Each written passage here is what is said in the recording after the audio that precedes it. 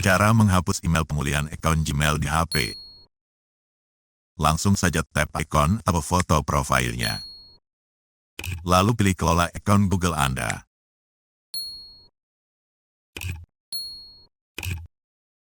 Kemudian buka bagian keamanan.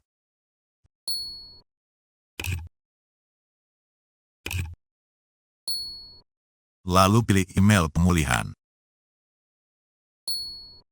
Lanjutkan. Buka dulu kunci keamanan HP kita.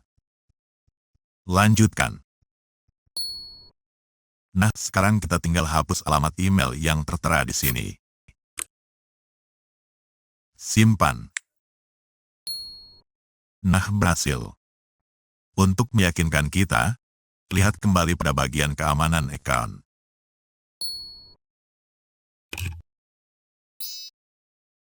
Nah, sudah hilang email pemulihannya, alias memang sudah berhasil.